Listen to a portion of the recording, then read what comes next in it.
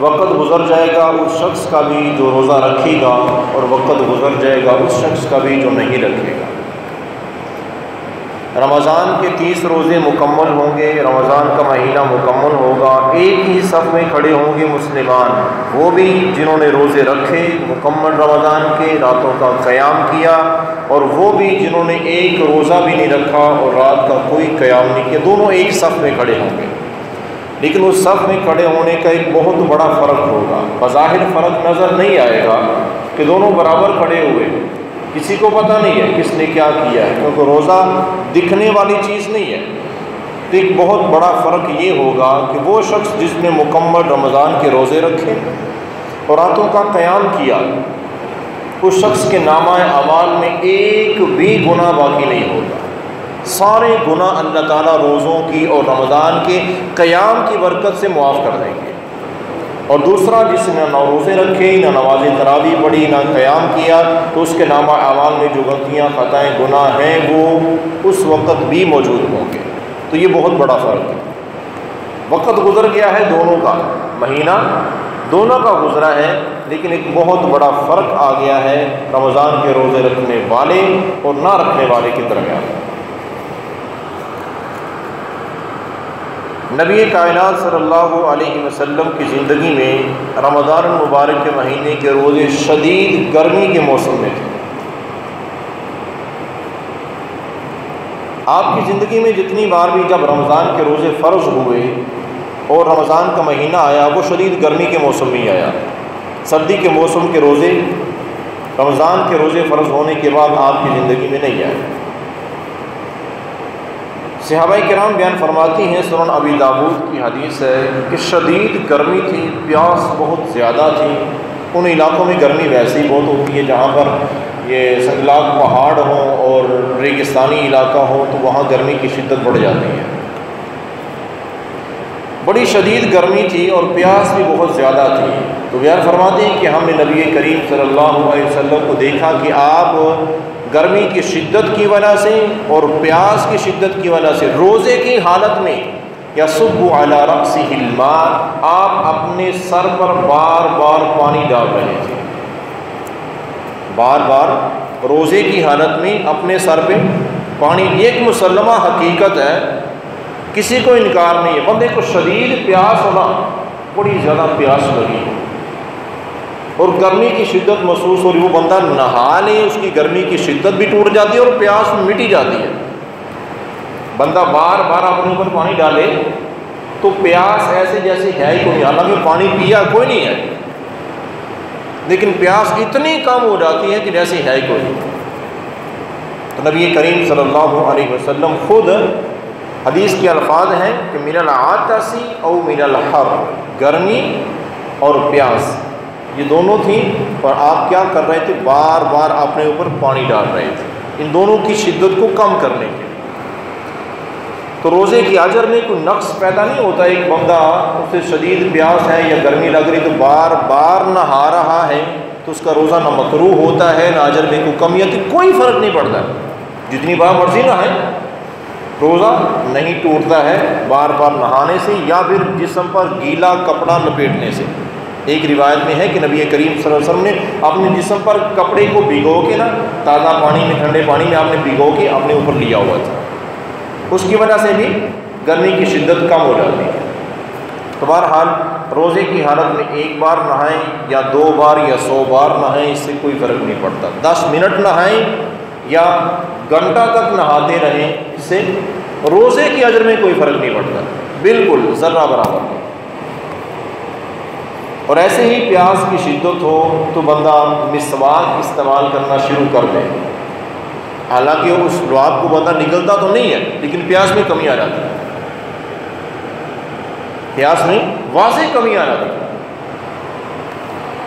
سیدنا عامر بن ربیعہ رضی اللہ عنہ بیان فرماتے ہیں، صحیح بخاری کی حدیث ہے، کہتے ہیں کہ رأیت النبی صلی اللہ علیہ وسلم یستاق وهو صائم ما لا احصی، میں نے نبی کائنات صلی اللہ علیہ وسلم کو دیکھا کہ روزے کی حالت میں آپ مسواک کر رہے ہیں، روزہ رکھا ہو آپ مسواک کر رہے ہیں، اور کیا کہتے ہیں؟ ما لا احصی، ایک بار نہیں، 2 بار نہیں، اتنی بار میں نے دیکھا کہ میں گن نہیں سکتا. میں تمہیں بتا نہیں چاہتا کہ میں نے 10-15 بار مرتبہ دیکھا ہے یا 50-60 مرتبہ. روزے کی حالت میں اکثر آپ مسواک کرتے تھے. مسواک تو ویسے سنت مؤکدہ ہے کہ نبی کریم صلی اللہ علیہ وسلم نے ساری زندگی مسواک کو بڑا پسند کیا ہے. حتیٰ کہ آپ کی زندگی کے جو آخری لمحات تھے، بڑی شدید مرض تھی، اس وقت بھی آپ نے مسواک استعمال فرمائی. اور مسواک کے 2 بہت بڑے فائدے بھی بیان کیے ہیں. آپ نے تو یہاں تک فرمایا کہ اگر مجھے اپنی امت پر مشقت کا ڈر نہ ہوتا تو میں لازمی کر دیتا کہ ہر نماز کے لیے مسواک کرنا فرض ہے. لیکن یہ فرض نہیں کیا. ایک روایت میں ہے کہ ہر وضو کے ساتھ یہ فرض نہیں کیا، صرف اس لیے کہ میری امت پر مشقت ہو جائے گا ہر نماز کے لیے مسواک لے کے آنا.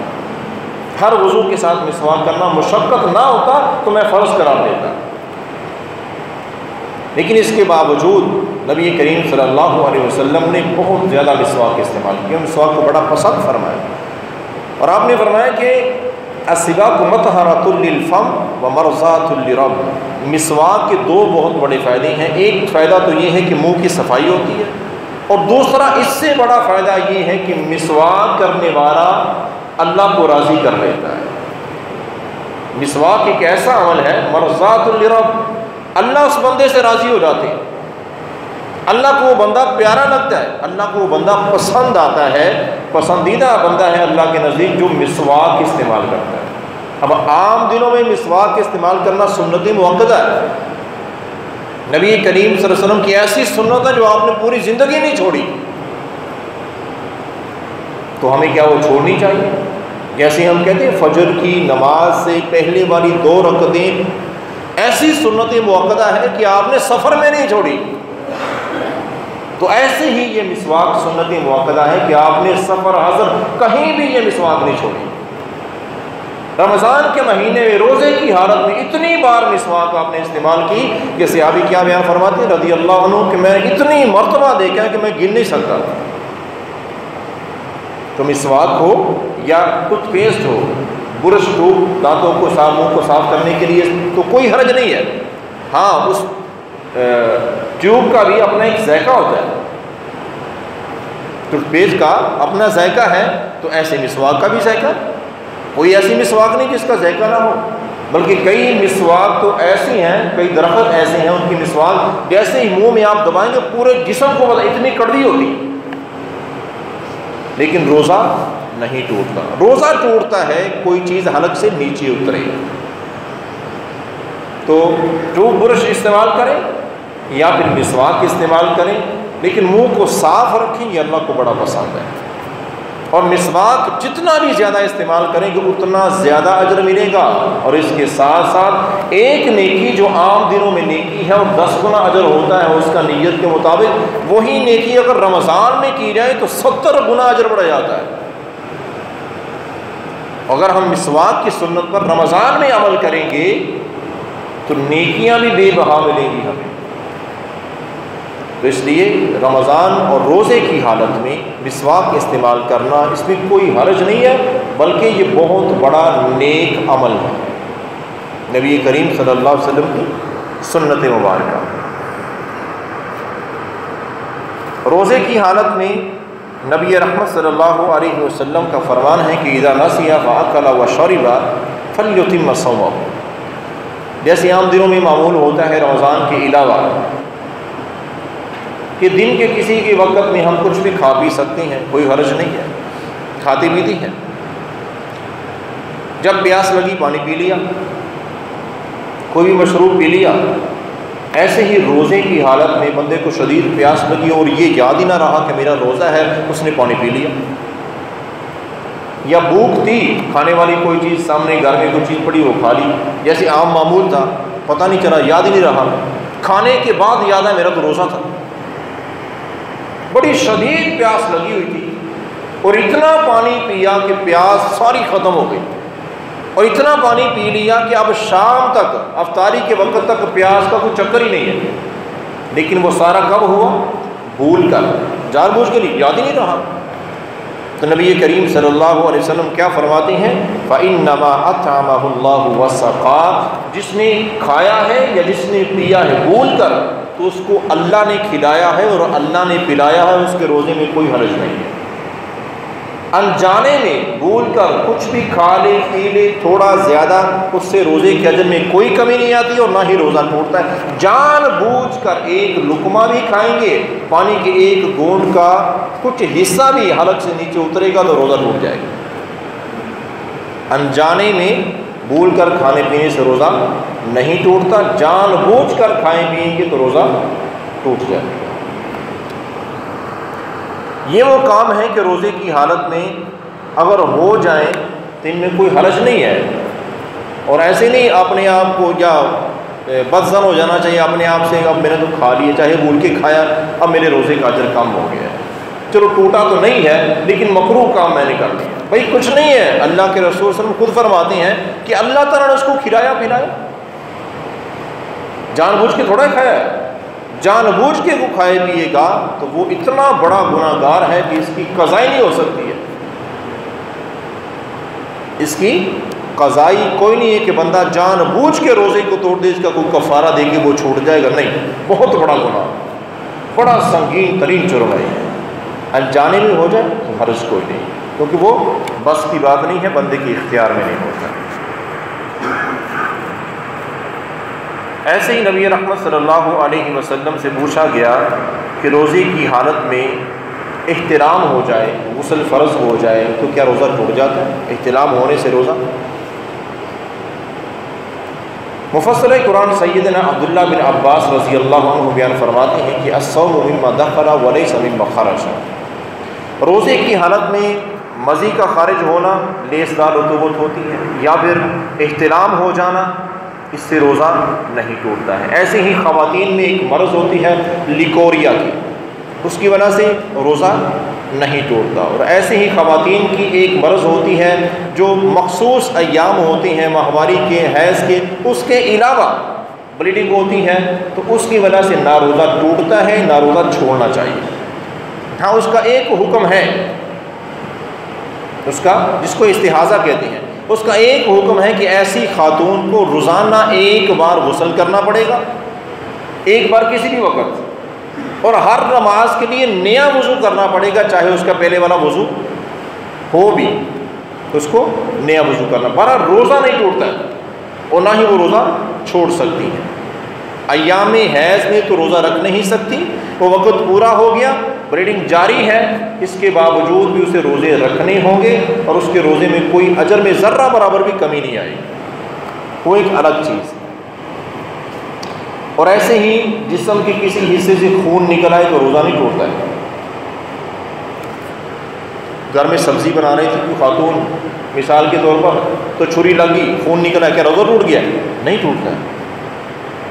کسی زخم سے خون نکلا ہے، کسی بیماری کی وجہ سے، کچھ بیماریاں ایسی ہیں جن کی وجہ سے جسم سے خون خارج ہوتا ہے تو اس کی وجہ سے جسم کے کسی بھی حصے سے کسی بھی وجہ سے خون نکل آئے خود بخود اس سے روزہ نہیں ٹوٹتا ہے، حتیٰ کہ جان بوجھ کر بھی نکالا جائے تو روزہ نہیں ٹوٹتا ہے۔ نبی کریم صلی اللہ اس وقت کا ایک طریقہ علاج تھا، جیسے آج علاج کرنے کے طریقے پچنے لگوانا، آج بھی یہ رائج ہے۔ تو کیا اس میں کیا ہوتا ہے کہ جسم کے جس حصے پہ درد ہو، مثال کے طور پہ یہاں پہ درد ہے تو یہاں پر کٹ لگائے جاتے تھے اور وہاں سے خون نکالا جاتا تھا، پھر وہ درد ختم ہو جاتی تھی۔ تو نبی کریم صلی اللہ علیہ وسلم نے سنن ابی داؤد کی حدیث ہے کہ آپ نے روزے کی حالت میں پچنے لگوائے،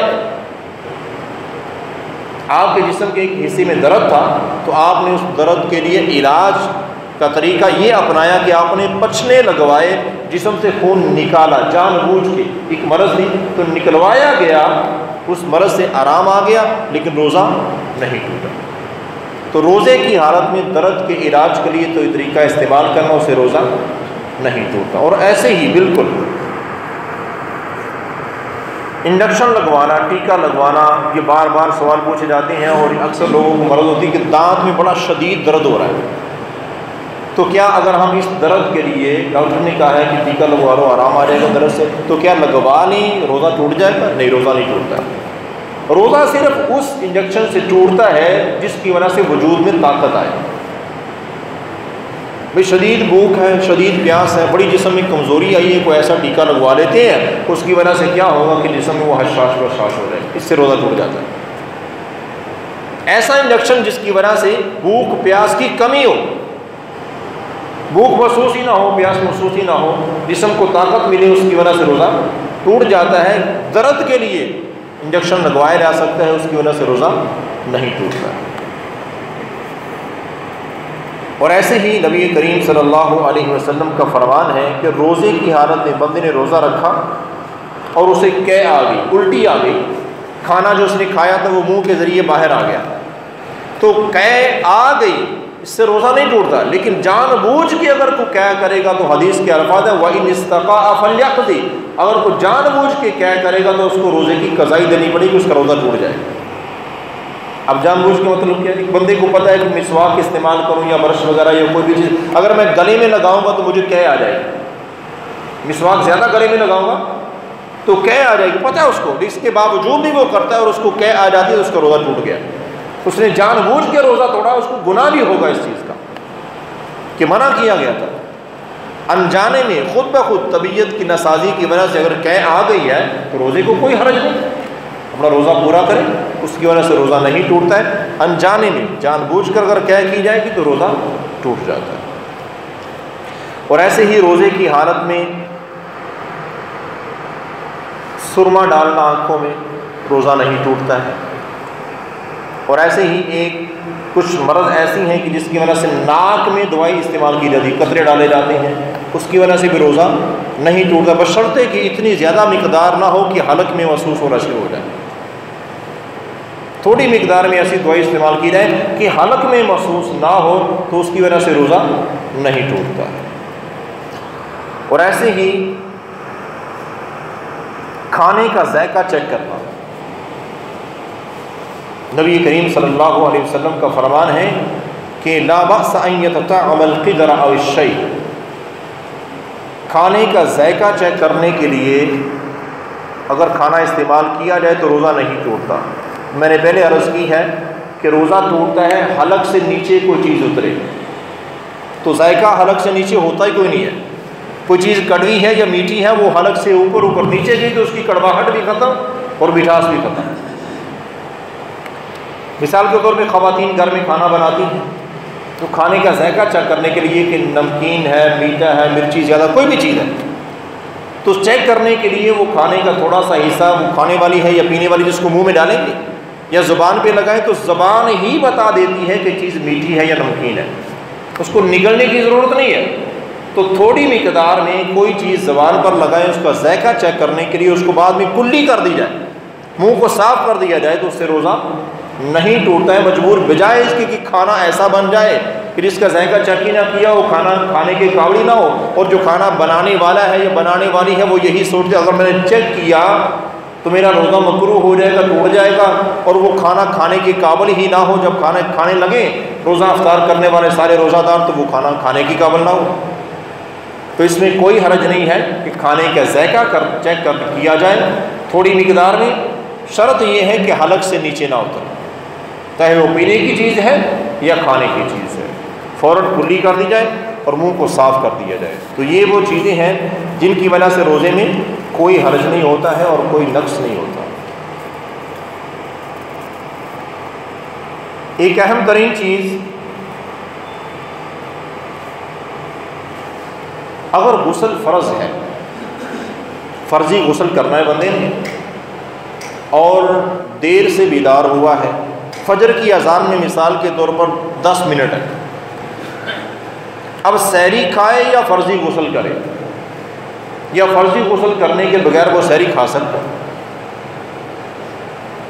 سیدنا ابوبکر بن عبد الرحمن رحمہم اللہ بیان فرماتے ہیں کہ ہم دونوں میں، یہ دونوں باپ بیٹا ہیں، ابوبکر اور عبد الرحمن باپ بیٹا ہیں، دونوں کے درمیان گھر میں اس موضوع پر بات ہوئی کہ غسل فرض ہے، سحری کا وقت تھوڑا ہے تو غسل کریں گے تو سحری کا وقت نکل جائے گا، سحری کھائیں گے تو غسل فرض ہے، کیا فرضی غسل نہ کیا تو سحری کھا سکتی ہے کہ نہیں؟ اب دونوں باپ بیٹے میں یہ بات ہونے لگی، نبی کریم صلی اللہ علیہ وسلم کی وفات کے بعد کا واقعہ، اور یہ حدیث پاک صحیح بخاری ہے، تو دونوں باپ بیٹا نبی کریم صلی اللہ علیہ وسلم کے گھر پہنچے، امہات المؤمنین رضی اللہ عنہن سے مسئلہ پوچھنے کے لیے۔ تو گئے ام المؤمنین سیدہ عائشہ صدیقہ رضی اللہ عنہا کے پاس، ان سے یہ مسئلہ دریافت کیا، اور وہاں پر موجود تھی سیدہ حضرت ام سلمہ رضی اللہ عنہا، ان سے یہ مسئلہ یہ دریافت کیا کہ ہم دونوں میں یہ بحث ہوئی ہے، تو اس میں صحیح کیا ہے؟ نبی کریم صلی اللہ علیہ وسلم کی زندگی میں ایسا کو عمل رہا، اس کے متعلق آپ کا کیا فرمان ہے؟ تو ام المؤمنین رضی اللہ عنہا نے بیان فرمایا کہ قالت لا یصبح جنبا من جماع غیر احتلام، بالکل واضح کر دیا کہ نبی کریم صلی اللہ علیہ وسلم پر غسل فرض تھا، اور احتلام کی وجہ سے نہیں، جنابت کی وجہ سے۔ غسل فرض تھا، فرضی غسل آپ نے کرنا تھا، اور ایسے ہی سحری کا وقت کم، تو آپ نے سحری کا کھانا کھایا، اس کے بعد غسل کیا۔ تو غسل فرض ہو، سحری کا وقت اگر وقت زیادہ ہے، آدھا گھنٹہ پہلے بندہ بیدار ہو گیا ہے، تو اسے چاہیے کہ وہ غسل کر کے پھر وہ سحری کا کھانا کھائے۔ اگر وقت کم ہے تو پہلے سحری کا کھانا کھا لے، غسل بعد میں کر لے، کیونکہ غسل سحری کے لیے شرط نہیں ہے، غسل نماز کے لیے شرط ہے۔ جب غسل فرض ہوتا ہے نا، تو وہ صرف نماز کے لیے شرط ہے کہ اس کے بغیر نماز نہیں ہوگی، باقی سارے کام ہوتے ہیں۔ بندہ کھا بھی سکتا ہے، کسی سے ملاقات کر سکتا ہے، کہیں بھی آ جا سکتا ہے، صرف نماز نہیں پڑھ سکتا۔ اور حتیٰ کہ جو مسنون اذکار ہے بندہ وہ بھی کر سکتا ہے۔ مثال کے طور پر بندے پر غسل واجب ہے، غسل کرنا ہے، کوئی کسی بندے سے ملاقات ہوئی، کوئی باہر سے آیا، اس نے سلام بنایا، کہ اس کا جواب نہیں دے گا؟ دے گا۔ اور نبی کریم صلی اللہ علیہ وسلم کا اپنا معمول، تو کیا جب آپ نے غسل کے بغیر سحری کا کھانا کھایا تو بسم اللہ نہیں پڑھی ہوگی؟ توبہ نعوذ باللہ، آپ صلی اللہ علیہ وسلم بسم اللہ پڑھ کے کھانا کھایا نا، تو بسم اللہ کہاں سے ہے؟ قرآن سے ہے، قرآن کا حصہ ہے نا بسم اللہ۔ تو فرضی غسل نہیں کیا، بسم اللہ پڑھ کے کھانا کھایا۔ بندہ غسل کرنے کے لیے غسل خانے میں جائے گا تو اس سے پہلے وضو کرنا ہے نا، تو بسم اللہ پڑھنے کے بغیر وضو ہوگا ہی نہیں۔ اگر واش روم جاتا ہے تو بسم اللہ اللہم انی اعوذ بک من الخبث والخبائث، باہر آئے گا تو یہ پڑھے گا۔ تو یہ سارے اذکار، یعنی کہ سب کچھ جائز ہے سوائے نماز کے۔ غسل شرط ہے نماز کے لیے، باقی تمام کام کیے جا سکتے ہیں۔ ایسے ہی کسی خاتون پر غسل فرض ہے تو وہ کھانا بنا سکتی ہے، اپنے بچے کو دودھ پلا سکتی ہے، سارے کام کر سکتی ہے، کچھ نہیں ہوا ہے، صرف نماز نہیں پڑھی جا سکتی۔ اس حالت میں نماز کے لیے غسل کرنا پڑے گا۔ اور غسل کے لیے بھی سمجھتے ہیں کہ فرضی غسل پتہ نہیں کوئی بہت بڑی چیز کا نام، اہمیت بہت زیادہ ہے، فضیلت بہت زیادہ ہے، اس کی بڑی اہم چیز ہے، لیکن طریقہ انتہائی آسان ہے۔ فرضی غسل کیا ہے کہ متاثرہ حصے کو دھونے کے بعد، استنجا کرنے کے بعد دونوں ہاتھوں کو اچھی طرح دھوئیں، صابن سے، مٹی سے، جیسے بھی دھو لیں، جیسے استنجا کر کے عام ہاتھوں کو دھوتی ہیں، صابن سے ہاتھوں کو دھو لیا۔ اس کے بعد مکمل وضو کرنا ہے، جیسے نماز کے لیے وضو کرتے ہیں۔ فرضی غسل کا طریقہ کیا؟ مکمل وضو کرنا ہے جیسے نماز کے لیے وضو کرتے ہیں، پھر ایک چلو پانی بھرنا ہے، سر پہ ڈالنا ہے، اچھی طرح خلال کرنا ہے، دوبارہ پھر، اور تیسری بار پھر 3 چلو سر پہ ڈالیں۔ اس کے بعد اپنے دائیں طرف سے جسم کو دھونا شروع کریں، بائیں طرف سارا جسم دھو دیں، غسل مکمل ہو چکا ہے۔ تو یہ ہے فرضی غسل۔ دوبارہ بھی دہراتا ہوں، ایک لائن بڑھتی ہے، مکمل وضو، سر پہ پانی ڈالیں، شروع کریں 3 چلو، دائیں طرف سے جسم کو دھونا شروع کریں، سارا جسم دھوئیں، غسل مکمل ہو چکا ہے۔ اب وضو بھی مکمل ہے، غسل بھی مکمل ہے، جا کے اسی وضو سے نماز پڑھ سکتے ہیں۔ اگر دوران غسل شرمگاہ کو ہاتھ نہیں لگا تو یہ وضو قائم ہے، کیونکہ اس حصے کو تو پہلے دھو لیا تھا نا۔ ہاں، اگر دوران غسل شرمگاہ کو ہاتھ لگا ہے تو غسل خانے میں غسل کرنے کے بعد وضو چونکہ ٹوٹ چکا ہے، تو اب وہاں پر کھڑے کھڑے دوبارہ وضو کر لیں، آ کے نماز پڑھیں، باہر آ کے وضو کر لیں، وہاں وضو کر لیں، جیسے بھی۔ تو غسل یہاں مکمل ہوتا ہے، وضو کریں، سر پہ 3 چلو ڈالیں، دائیں طرف سے جسم کو دھونا شروع کریں، سارا جسم دھو لیں، غسل مکمل ہو چکا ہے۔ تو یہ فرضی غسل ہے۔ تو بہرحال غسل شرط ہے صرف نماز کے لیے، باقی تمام کام، کھانا پینا، ملنا ملانا، دعائیں وغیرہ، یہ سب کچھ جائز ہے، اس میں کوئی رکاوٹ اور کوئی حرج نہیں۔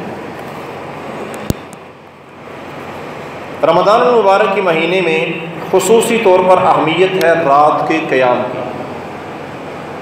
جسے نماز تراویح کہتے ہیں، نماز تہجد بھی یہی ہوتی ہے، قیام اللیل بھی اسی کو کہتے ہیں۔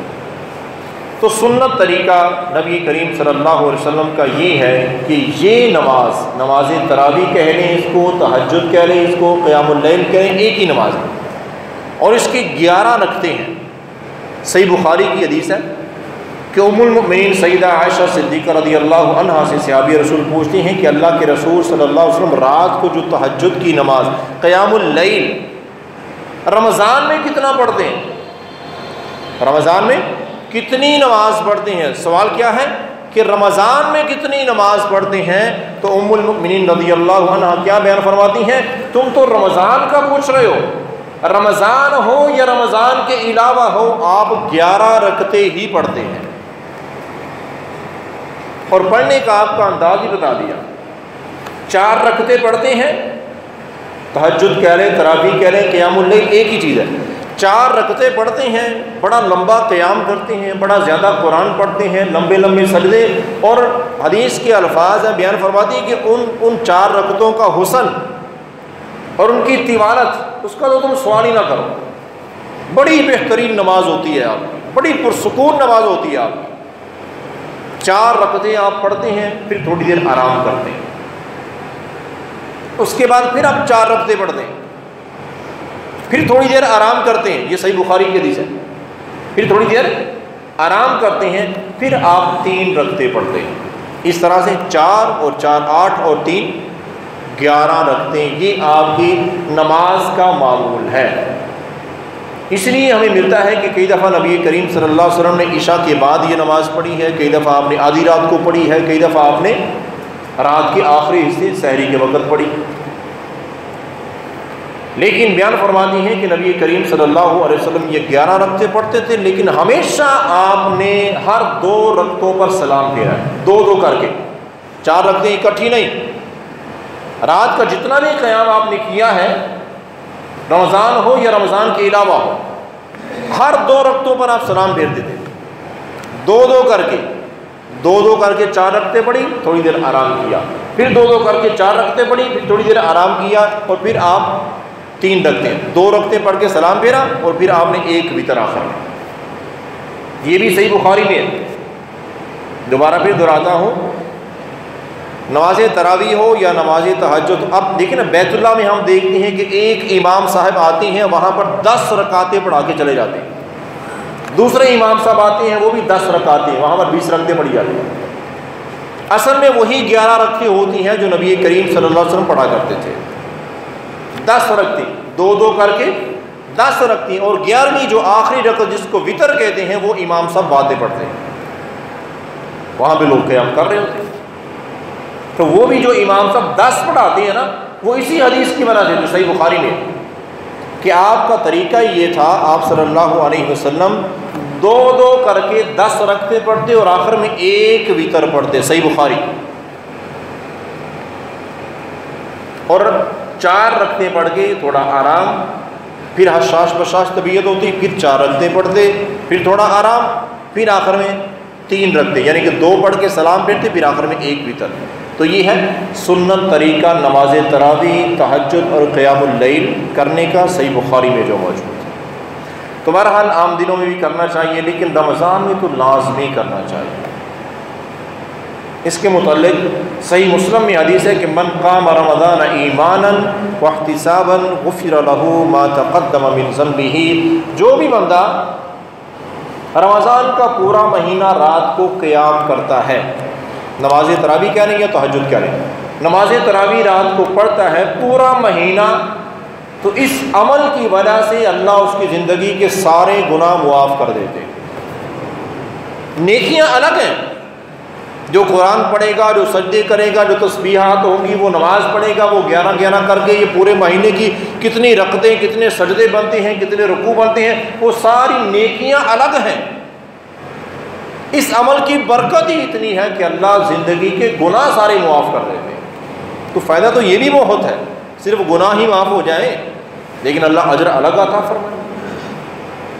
عام دنوں کی نسبت رمضان میں ایک نفل پڑھیں گے نا تو اس کا اجر ایک فرض کے برابر ہوتا ہے، 70 گنا زیادہ۔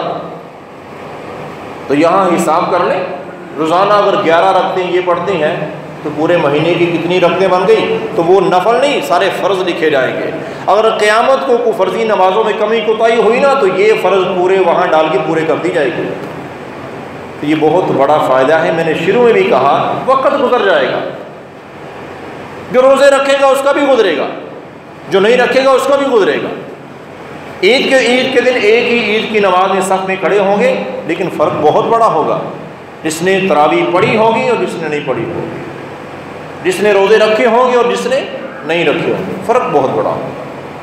اور یہ ہمارے اپنے اختیار میں ہے، یہاں کسی کی کوئی زبردستی نہیں ہے ہم پر، ہماری اپنی مرضی ہے، چاہے روزے رکھیں چاہے نہ رکھیں، چاہے راتوں کی تراویح پڑھیں چاہے نہ پڑھیں۔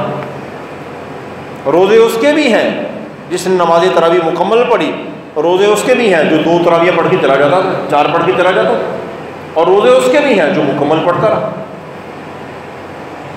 لیکن اجر میں، نیکیوں میں بہت بڑا فرق ہوگا جب رمضان کا مہینہ مکمل ہوگا۔ تو اس لیے یہ اللہ تعالیٰ نے ہمیں نعمت عطا کی ہے، ہماری زندگی میں رمضان آیا ہے تو ہمیں اس کی قدر کرنی چاہیے، فائدہ اٹھانا چاہیے۔ وقت نہیں رکے گا، وقت گزر جاتا ہے، اور یہ گزر گیا ہے، ان لوگوں کا وقت ختم بھی ہو گیا ہے جو پچھلے رمضان میں تھے اسی مسجد کے نمازی۔ کئی بار جمعے میں دعائیں کی گئی کہ فلاں شخص فوت ہو گیا دعا کر دیں، اس رمضان میں وہ نہیں ہے۔ ہم ہیں تو غنیمت جانیں، اللہ نے موقع دیا ہے نیکیاں کمانے کا، پتہ نہیں اگلے رمضان ہوں کہ نہ ہوں، یا ہم میں سے کون کون نہ ہو، اور یہ ہر رمضان ہوتا ہے۔ پچھلے رمضان دیکھیں اور اس رمضان دیکھیں تو اس پورے سال میں کتنے لوگ ایک ہی محلے، ایک ہی مسجد کے نمازی وہ نہیں ہوتے ہیں، دنیا سے جا چکے ہیں۔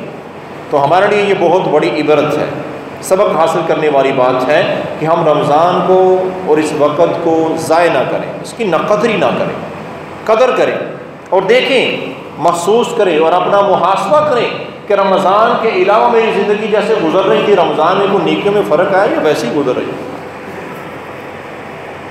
صدقہ خیرات کی وجہ سے کوئی فرق آیا؟ رمضان میں میں نے کوئی خاص صدقہ کیا ہو؟ نماز میں کوئی فرق آیا؟ کبھی کبھار ہوتا تھا کوئی فرضی نماز کو جماعت سے رہ جاتی تھی، کوئی کمی کوتاہی، رمضان میں کوئی نہیں میں نے کی ہے، بڑی پابندی کیا، ایسا فرق ہے؟